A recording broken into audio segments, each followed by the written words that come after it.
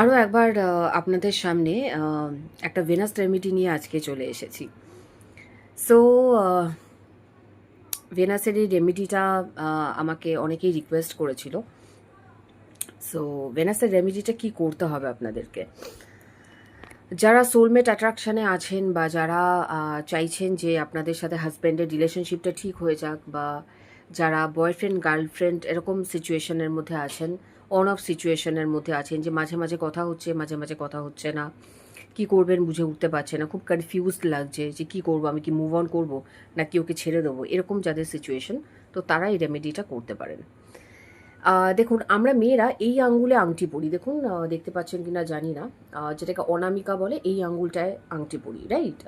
অনেকে দেখবেন আশীর্বাদের আংটি বা সাগাইয়ের আংটি এই আঙ্গুলটায় পরে।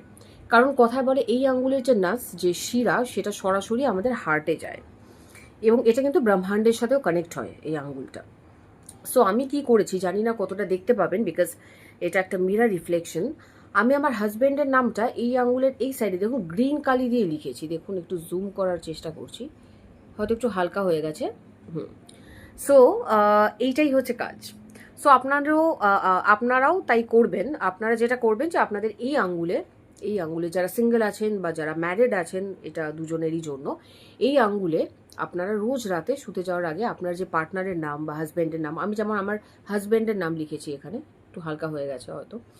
সো আপনারাও আপনাদের পার্টনারের নাম এই আঙ্গুলের মধ্যে লিখে ঘুমিয়ে পড়বেন এবং ভিজুয়ালাইজ করবেন যে আপনার সাথে আপনার পার্টনারের সম্পর্কটা ভালো হয়ে গেছে, day by day it is getting improved.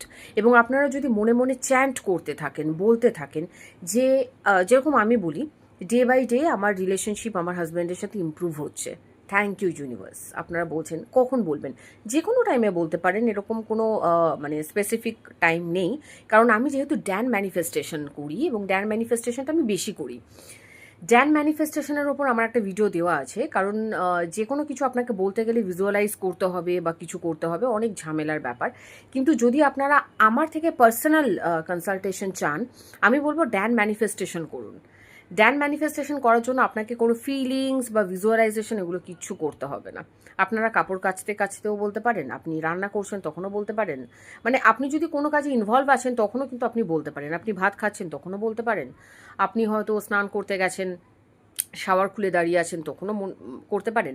মানে মনে মনে আপনাকে জাপ করতে হবে যে কোনো সময়। এটাই কিন্তু ড্যানের থিওরি, যেটা আমি ফলো করি ভীষণভাবে, যে ধন্যবাদ মহাবিশ্ব, আমার সাথে আমার হাজব্যান্ডের সম্পর্ক তুমি ঠিক করে দিয়েছো।